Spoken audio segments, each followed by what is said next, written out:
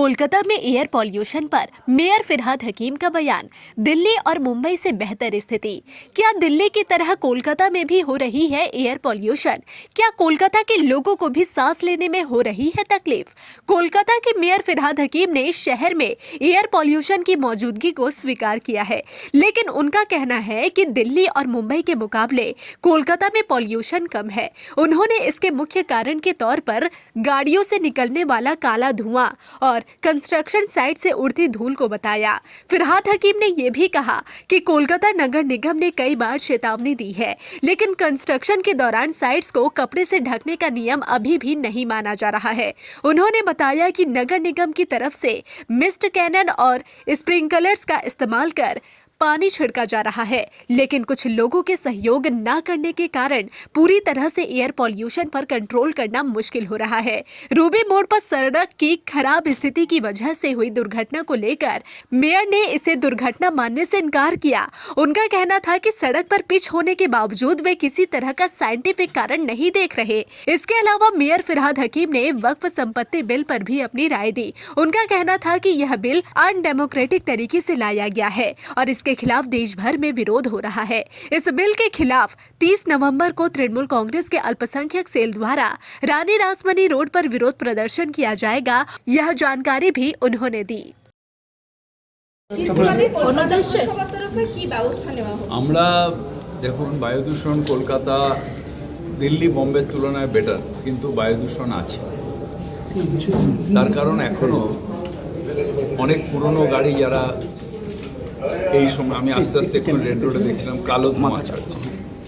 কী হয়, শীতকালে যেহেতু ভারী হয়ে যায় বাতাস ওপরে ওঠে না, তাই দূষণটা নিচে থেকে যায়।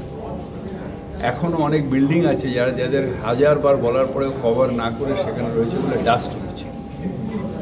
অনেক জায়গা আছে করে, কিন্তু কলকাতা পুরসভা প্রাণপণ চেষ্টা করে যাচ্ছে। রোজ স্প্রিংকলার গাড়ি দিচ্ছে, রোজ মিস্ট ক্যানন চালাচ্ছে, রোজ কাজ করে যাচ্ছে, কিন্তু মানুষের সহযোগিতা না পেলে অ্যাটলিস্ট যে গাড়িগুলো কালো ধোঁয়া ছাড়ছে, বিশেষ করে ফসিল ফুয়েলগুলো, এটাকে না বন্ধ করলে দূষণ নিয়ন্ত্রণ করা খুব মুশকিল।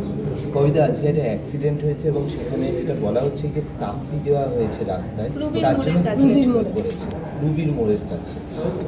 এটা আমার মনে হয় না যে তাপ্পি দিলে স্কিট করে যাবে, এরকম কোনো সায়েন্টিফিক মেথড আমাদের জানা নেই। মানে সেটা কি মানুষের সহযোগিতা না পেলে অ্যাটলিস্ট যে গাড়িগুলো কালো ধোঁয়া ছাড়ছে, বিশেষ করে ফসিল ফুয়েলগুলো, এটাকে না বন্ধ করলে দূষণ নিয়ন্ত্রণ করা খুব মুশকিল। কবিতা, আজকে একটা অ্যাক্সিডেন্ট হয়েছে এবং সেখানে যেটা বলা হচ্ছে যে তাপ্পি দেওয়া হয়েছে রাস্তায় রুবির মোড়ের কাছে। রুবির মোড়ের কাছে। এটা আমার মনে হয় না যে তাপ্পি দিলে স্কিট করে যাবে, এরকম কোনো সায়েন্টিফিক মেথড আমাদের জানা নেই। মানে সেটা কি রাস্তা তো আমরা করেছি। দেখুন, রাস্তায় হেভি গাড়ি ধরে আমাদের ইউটিলিটি সার্ভিস আছে, কাটার পরে সেই রাস্তাটা উপরে প্যাচওয়ার্কই হয়। তার মানে এই না যে সেটা স্কিড করে যাবে। এটা সারা কলকাতাতে অনেক জায়গায় আছে, বলছি যে এটাতে সায়েন্টিফিক কোনো কনক্লুশন নেই।